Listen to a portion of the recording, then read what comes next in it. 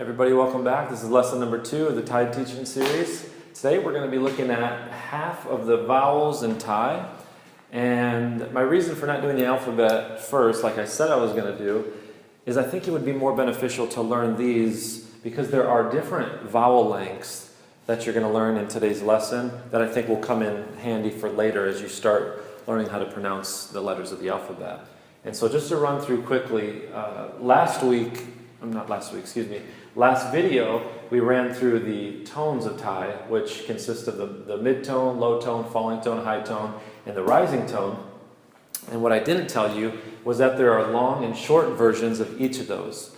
Okay, so there are still only 5 tones, mid, low, falling, high, rising, but those break up into long and short forms. And you're going to see how that works today and how that's possible, how that could even happen today as we go through these vowels. And so, as I said, I'm just going to do half today. There's 16 up on the board. I think there's another 16 to go after this. I hope that doesn't overwhelm you. We're just going to try to take it slow here and work our way up to, again, the next set and then the consonants and everything that goes into that. So just trying to baby step our way along, and I think with patience and practice, by the grace of God, this is possible. So I'm going to just jump right in here. I've already written these on the board, as you can see. I hope you can see those clearly here. I think it would be a bit too tedious and time-consuming for me to teach how to write them as well. That's probably something you can find out through beginner's practice book, just learning how to trace over the letters, the vowels. Or there's probably different videos on YouTube you can find. But so today I just want to focus on helping you to pronounce these and getting the proper vowel length down. So real quickly, just to run through these before we really get into the pronunciation of each of them. All these vowels that we're going to learn today are pairs. So this is a pair, this is a pair, this is a pair, this is a pair, this, and this. So there's 8 pairs, 16 vowels total. Again, going back to what I said earlier, the long and short version. So there's long and short versions of each of these vowels. And so really you're only going to be really learning 8 vowels, but breaking those up into long and short forms. So I hope that makes things a little bit easier for you. So let's just jump right in. Actually, before I do that, I've written these X's here just to signify where the consonant is going to go. And as you can see, from all of these here today, you can see that there are going to be vowels on the right side, there's going to be vowels on the left side, above the consonant, below the consonant. It's possible to write a vowel on any of those 4 sides of a consonant in Thai. And so, obviously, speaking English as a first language, that is going to be tricky at first. But again, you just need time to get used to seeing these things. So I just want to let you know that the consonant really is that center point. So that way, when you start reading Thai, which in between Thai words and syllables, there are not spaces. Okay, there definitely are spaces in Thai, but it comes usually between different thoughts and ideas and different situations. But in between individual words, there are no spaces. And so it's going to be really important to learn how to identify where that consonant is going to go, so that way you can know how to read it in relation to the vowels that will be placed around it. Again, either on the left, right, top, or bottom. Okay, so we can talk about that more as we go along. But let's just jump right into these sounds here. The first vowel, as will be with the first of all the pairs that I'm going to teach you today, will be a short, low tone. Okay, so if you remember from our last video, we have a low tone. It's just remember just the sound, your voice is just going to drop a bit. We're going to do short versions today for all of the short vowels. Okay, so I'll just circle this here. So just for you, just to help you remember, short, low tone for all the short vowels we're going to learn today. And then for all the long vowels, we're going to be pronouncing them with a long mid-tone. Okay, so those are the only 2 tones that we're going to work with today. Just a long mid-tone and a short low tone. So I hope that helps, maybe keeps things a bit more concise. Okay, So let's just jump right into this first one finally.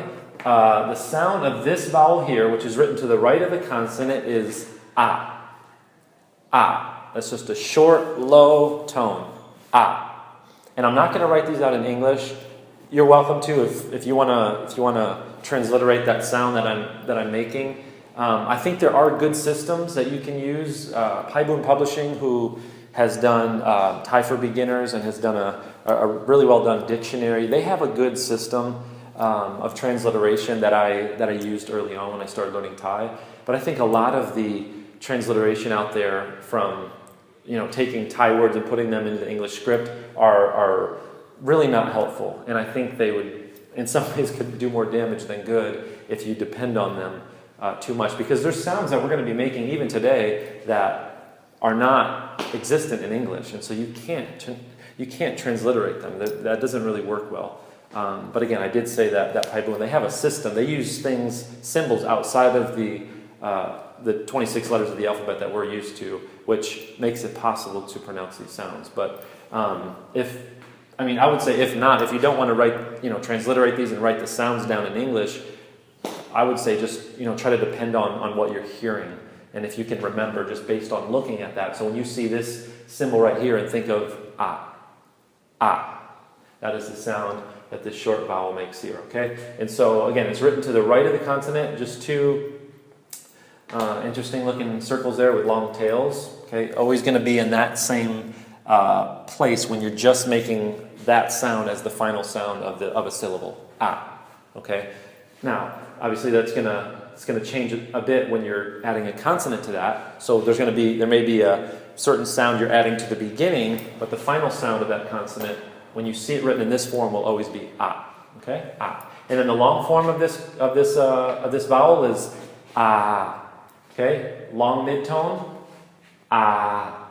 This kind of candy cane looking symbol here, just a long ah.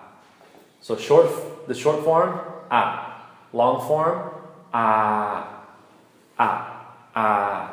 Okay, same kind of sound. We're just producing a different length of tone on that. And going on to the next one, this is going to be written above the consonant here. This is just a short form, and then to the right of it is the long form. But the sound that the short form of this vowel here makes is e, e. Okay, we may compare that to a double e in English, but again, I would just encourage you to try to copy these sounds as you hear them.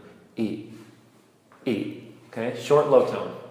And then we're going on to a long mid-tone for this one. As you could probably guess, the sound is E, E. Okay, so we have E, and we have E.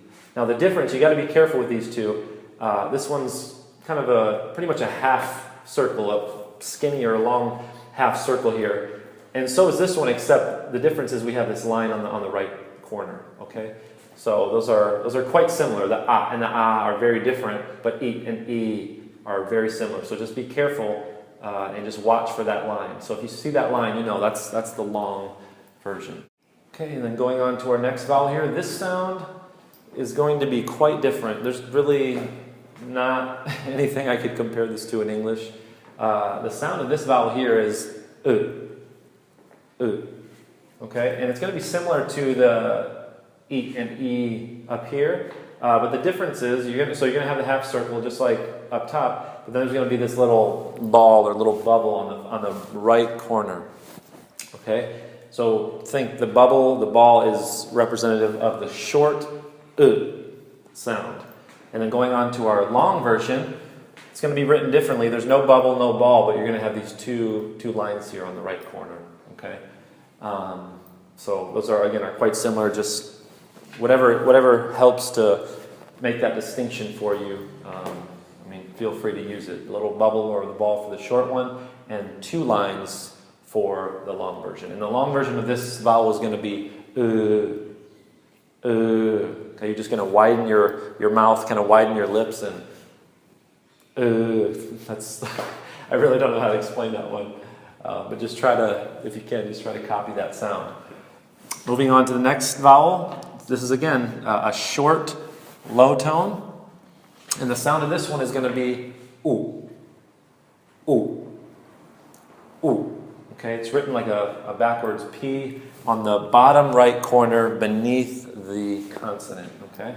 And then the long version of the one that we just pronounced is ooh, ooh, okay? It's written similarly, except instead of just the P, you're going to turn that basically into a U, okay? So you're going to make the same symbol with the backwards P, but then you're just going to keep going, curve up and make basically like the shape of a U there, okay? So ooh and ooh written beneath the consonant on the bottom right corner. And then going on to our next one here, just quickly to explain, kind of a helpful little tip, as you'll see in a couple more of these that we're going to learn today. This little symbol here, which is the first vowel that we learned, ah, that's an ah sound. But this vowel here is not going to make that sound. But what these symbols here, which represents ah, are going to do is represent a short vowel. Okay, so you'll see that here, you'll see that here, you'll see that here, you'll see that here. This is kind of a telltale sign that these are short vowels. Okay, don't get that confused with the sound, because we're not going to be making the ah sound for this, or this, but it is going to be a short vowel. So if you can just remember this little symbol here, the symbol of ah, is going to be the short vowel association. Or be associated with short vowels. Okay, so let me try and pronounce this one for you here. Again, short low tone, as we covered earlier. This little symbol here, which looks, I think like a is it a B flat? If I'm not B flat, I think from piano lessons, if I remember that rightly. This is going to make an A sound. A. Okay, it's like kind of like you're making a short A sound. A. And then the long version of this, with no ah symbol on the right side, so we're going to know, okay, that's the long version. They're going to look very similar except for this, and so you know that's the short one, this is the long one, it's missing here, okay? The long version here, A. So we have A and A. Okay? Moving along, we're going to basically take the same symbol that we had for A, and we're going to double it, okay? So it looks like lowercase b's with really long stems here. You're going to double that up, and as I just said, you're going to know that this is a short vowel because of the ah right there, okay? We're not going to pronounce it, but again, that's just telling us that this is a short vowel. And the sound of this one is at, okay? It's more like the at in the word cat, okay? But again, there's little differences, but that would be what I would compare it to. Whereas this was more of an A sound. This is an at. Okay, and the long version, as you can probably guess, is ah. We have at and again, no markers here, so we know that that's a low. I'm sorry, not a low, but a long vowel. Okay, with a long midtone. Next one here. Again, similar. It's going to be written similarly to the A and but I'm sorry, A, but this is going to make an O sound. Okay, O. Don't forget it's a short low tone. O, and we know it's short because of this here. And this one basically, again, is kind of look like the lowercase b, but at the top it's going to look kind of like a little falcon head. It's kind of what I associate it with, a little falcon head at the top there. Short version, O. Long version, O. Okay? O. That would be comparable to our long O in English. Okay? O. And then just to finish up here, this may look like a bit of a doozy because we're looking at the vowel A and if you remember, and then the symbol. But it's actually not going to make any of those sounds. It is a short vowel with a short low tone, but these really are just a combination of different symbols making a new sound. Okay, so don't associate it with this sound A, don't associate it with don't associate it with Okay, this sound is going to be Okay, this is a short, low sound, and it's more like an AW. Okay, And then the long version, this symbol here, which is also one of the consonants in the alphabet that we're going to talk about in a future lesson, is ah. Ah. Okay, that's the long version. Short version, ah. Long version, ah. Ah. Remember, you're going to be holding that longer. It's a mid-tone. So you just want to make a flat, kind of robotic, monotone sound like we talked about in the previous video. Okay, so we have the short and long versions there.